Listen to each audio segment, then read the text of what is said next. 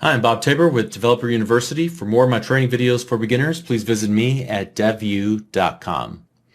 In this lesson, we're going to look at LINQ, the language integrated query syntax that was introduced some years ago to provide a way to filter, sort, and perform other aggregate operations on collections of our data types. And so we'll demonstrate two different styles of LINQ syntax. There's a query syntax that will resemble the structured query language SQL for querying databases. So if you're already familiar with SQL, this will at least feel familiar. Then there's also a method syntax, which might feel more familiar to C# developers. However, there is one little strange nomenclature thingy that we got to figure out, okay? But I think it's pretty easy. I think I have a good way of explaining it to you, and hopefully you'll understand what it's trying to do there. But what I'd recommend is you find the code for this lesson. There should be a before and after folder, and you want to copy the code in the before folder into your projects directory, and then open it up, and you'll be where I'm at right now in the Understanding LINQ project. You can see that I merely created a car class, and then I also have here a collection initialized class filled with cars, filled with attributes that we'll be able to search and sort on, and that'll give us something to work with here. All right, so what I want to do to begin with is to kind of show you a comparison between LINQ's query syntax and then LINQ's method syntax to do the exact same thing. And you'll see the obvious difference, and we'll talk about the ways in which they're different. But let's begin with a query where we want to find all BMWs in this list of cars called My Cars. So it's as easy as this, and we'll talk about the var keyword here in just a moment. But BMWs equals from car in cars, from car in My Cars, where car.make is equal to BMW select car. All right. And so now let's come down here and print all those guys out. So let's go to console.writeLine. And let's provide the vehicle information number. So let's do 0 and 1. So we'll go, actually let's do this. Let's go for each, tab, var car in BMWs, console.writeLine, and then we'll go car.model and the car.vin. All right, and let's go ahead and add some of our replacement characters in there. All right, now let's go ahead and run the application, and we see that we get 3 cars that have been returned. So of all of the cars, I think there's 5 or 6. 3 of them with those VINs, A1, C3, and E5, are BMWs. And if you take a look at the data, that would be correct. So very quick, concise way of finding only those cars that match that criteria. All right, what if we wanted to add additional criteria? So say, for example, we wanted to also see where the car's year equals 2010. We could do that and rerun the application, and now we see that it just finds one of the BMWs was created in 2010. It is this last one, the 555i. All right. So that is the language integrated query syntax, the query syntax of LINQ. Let's go ahead and comment that out and compare that to the method syntax. And so here we'll go var BMWs equals my cars dot where all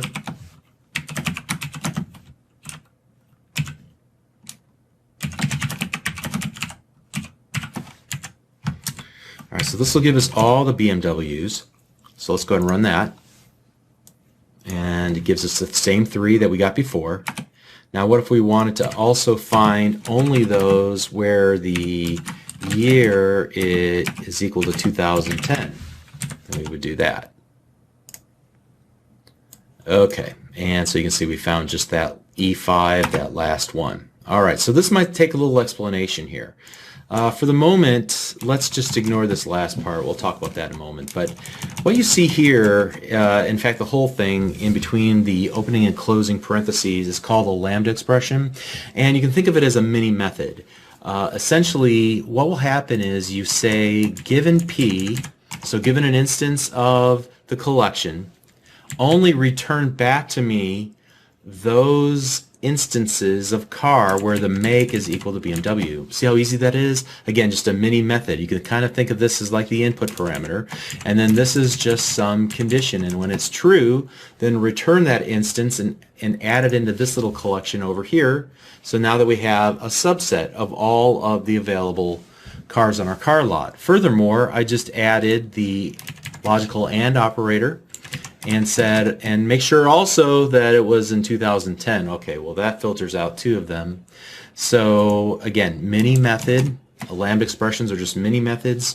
So for any given item in the collection, it has to match that criteria, and if it does, then we can add it to this little subset collection over here that I'm calling BMWs.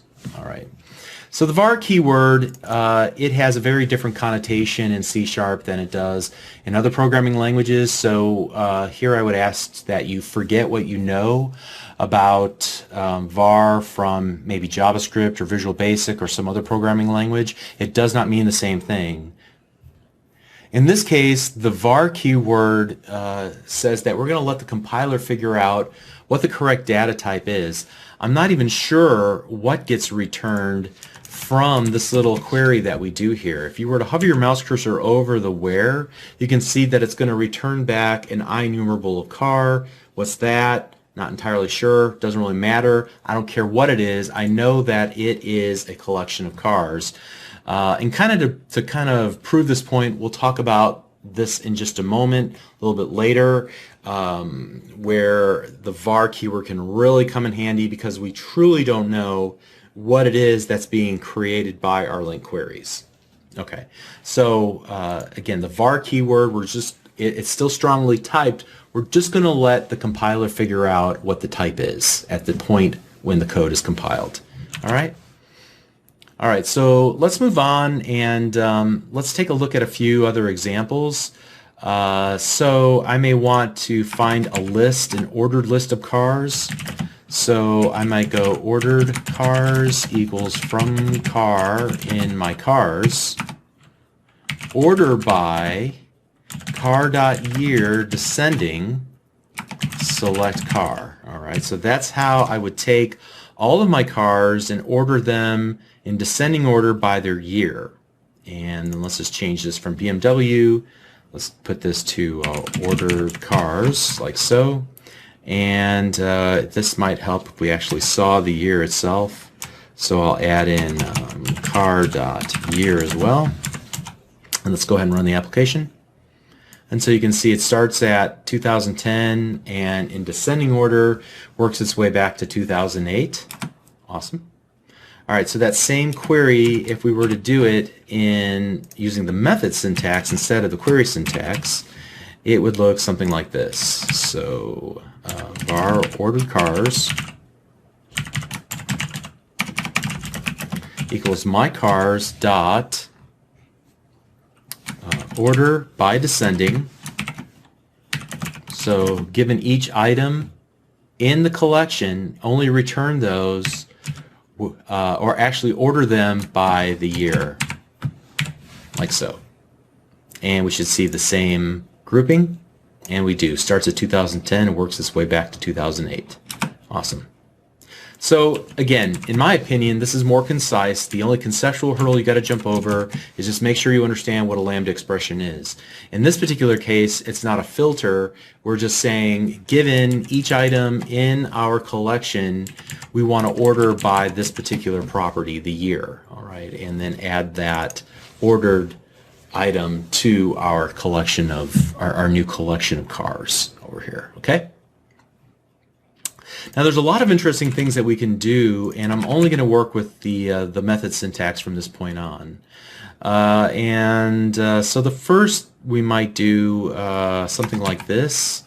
For example, if we wanted to find just the first item, so let's go ahead and grab this, and maybe we want to find the first item where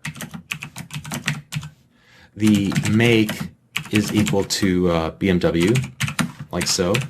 So this will give us the first car, the first BMW car in the list that it finds. All right. So let's go ahead and console. In fact, let's change the name of this to first BMW. So console.writeLine first BMW dot, let's go, just the VIN number should be sufficient. Let's run that. All right, so we can find that the first BMW in the list was A1, or we can do the first BMW, and we can actually start by ordering by descending given the year. So you can see I'm chaining these together. We've talked about method chaining before. This will return a collection of cars, and then this will return a single car in that collection. And then we'll print that single item's VIN out to a window, in this case E5. So the list is first sorted, and then we grab the first one that matches our criteria of BMW, okay? So that's how we can use first. I'm going to go ahead and comment that out. We can also do something like this, console.writeLine, and inside of here, let's go mycars.trueForAll, and say the year is greater than 2012. And need one more right there. So is it true that all the cars in my car lot are, that every one of them is greater than 2012? That would be false, all right? Well then how about, are they all greater than at least 2009? All right, that's still false because we have at least one that was created in 2008. If we were to change this to 2007, are they all at least greater than 2007? True. All right. So that's true for all. Very helpful in order to aggregate and look across all of them and see, is this true for all the items in my list? We can also even do something interesting like this. Instead of doing this for each statement, where it's essentially what, at least 2, if not 4 lines of code, we can create a for each like so. mycars.forEach, and then inside of here, for every item, let's just do a console.writeLine. And in here, I can do p dot the VIN and p dot the sticker price. All right. And so let's go ahead and do that. In fact, we'll just do that as well. Whoops, 1 and 0. Hopefully that all makes sense. Now let's run that and see what happens. All right, so here we are. We're able to list them all out and format their values. So you see how much more compact this looks than what we were writing here. We do it all in one line of code. Again, we're passing in for every single item in our collection. Just call console.writeLine and then use that particular item's VIN and sticker price inside of our formatted string. Okay. Here's another interesting example of this. Maybe in each case we want to go so mycars.forEach. In fact, here, let's do this before that line of code. Let's keep that one and then go mycars.forEach.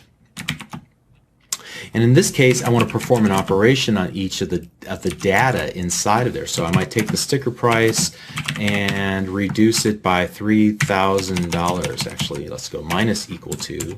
So this will take the sticker price and subtract $3,000 from the sticker price of every car in my collection.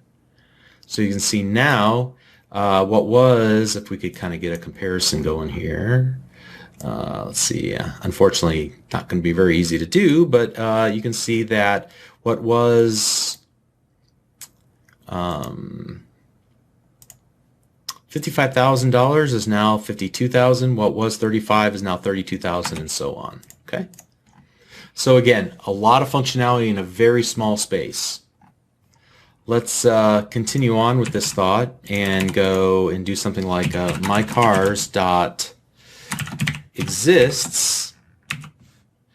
Do we have a car in our car lot where the model is equal to the 745 Li, true or false? And here we'll just do a console.writeLine, and so this will either turn true or false.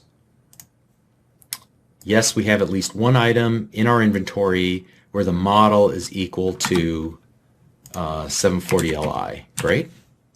Now here's another good aggregate function. Here, let's just do console.writeLine, and let's go mycars.sum, and here we'll say sum up all the sticker prices. Let's see what the total value of our car lot is right now.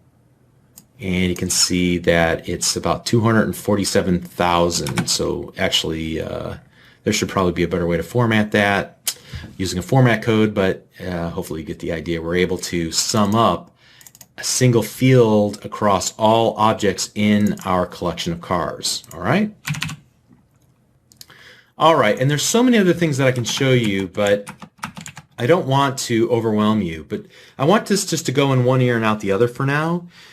This var keyword we've looked at, and I said that we use it because we want the compiler to figure out what the data type is. Sometimes it's easy for us to figure out what the data type of something is. Sometimes it's not so easy. So to kind of illustrate this, let's do a console.writeLine, and what I want to do is call on my cars, I'm going to call the get type. In fact, all data types in .NET have this get type method declared because it is it's declared on the grandparent of all objects called system.object. It defines this method called getType, which will tell us what the type of a given object is, and we can print it to screen. So in this first case, what is my cars? Well, my cars is a generic list of the car data type. So this understanding LINQ is the namespace, and specifically though it's the car type. So we're basically saying this is a list of T, a list of car, right? So that's what's being printed out whenever we're looking at what the cars are, and that's pretty easy to see because we've defined it here. But once we perform an operation like one of these here, let's just see, ordered cars, we'll copy that again and stick it down here. And then I'm going to do console.writeLine ordered cars.getType, and it'll show us what the data type is for ordered cars. Let's go ahead and compare the two. All right, now in this case you can see that we're no longer dealing with a list of car, even though under the hood we know we're working with a list of cars. The way that it's represented in .NET is that it's actually an ordered enumerable, so an ordered list of system.of the LINQ.car, understanding LINQ.car. Okay, so again, okay, that makes sense. That's an ordered version of cars. How about just a regular old where statement? So let's do that. Let's copy that and see what the data type of that is, and then do the same sort of thing here, where we're going to see what that is. Let's go ahead and run the application again. All right, here's this third one. So this second one was an ordered enumerable. Then the one where we just called the where was an enumerable plus the where list iterator. All right, so things are starting to get a little funky here, right? It might be difficult for us to be able to express this ourselves if it were not for this var keyword. And so the var keyword is essential to help us to be able to create these very complex queries and not have to worry about what the data type of it is that's returned. We know that it is a type of list. It's an enumerable list, whether it's ordered or not, and we can for each our way through it, or whatever the case might be. Now, the last thing that I want to demonstrate is I'm going to take this this first query here, and I'm going to pop it all the way to the bottom. Again, if this stuff doesn't make sense, don't worry about it too much. I wanted to go in one ear and out the other, just to kind of explain again the value of the var keyword. In this case, let's change something about this. Let's call this my new cars. All right. And here I'm not going to return cars. I'm actually going to do what's called a projection. I'm going to only take certain values, certain properties of a car, and I'm going to project them into a new data type. What's the name of the new data type? Where am I defining that data type? I'm not going to define the data type. It's an anonymous type. What's the name? I have no idea. It's anonymous. All right. So we can define types at runtime and only choose those properties that we need in the type for the moment. Why may not be obvious just yet, but I want you to understand that there is this idea of what we can do here. So in this case, let us merely let's pull out just a few things, like the car dot make and the car. Whoops, I'm sorry. This should be select new car.make car.model. That's all we want.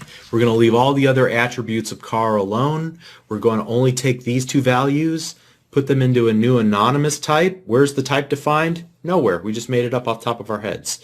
And we're going to save each of those anonymous types into a new collection of anonymous types. All right. All right. So let's go console.writeLine and then take a look at new cars.getType. And let's run the application yet another time. All right, and so this time you can see that we also here have an enumerable plus where select list iterator, whatever that means. But then notice that the data type involves something called an anonymous type that has two attributes, two string attributes, which would be the make and the model. All right. And so I say all that to say this, that whenever you're working with LINQ, there's a lot going on under the hood to make it all very easy and accessible, but it all depends on defining your types as var, which says we'll let the compiler figure out what the type is. We're not so worried about it because the data type might be so crazy that we can't even comprehend what it is. All right. So hopefully that makes sense. Just to kind of recap the things that we talked about the difference between the query syntax and the method syntax. We looked at a number of different examples of the various LINQ extension methods that were available. We saw how we could kind of break apart an individual lambda expression to better understand that essentially we're saying each item in the collection, run this little mini method against it, and return back a given item that matches that criteria. And then we looked at how to tell what the types were and what the value of the var keyword is, and then we looked at anonymous types. All right, so we covered a lot of ground. I didn't explain everything in great detail, but the key here is just to kind of look at that little formula and try to understand what it needs. Look for examples online. Make yourself a little cheat sheet, and you should be able to utilize these methods inside your own application. All right, so that wraps up LINQ. This will be the hardest thing that you have to think about today, I guarantee it. All right, so that's it. We'll see you in the next lesson. Thanks.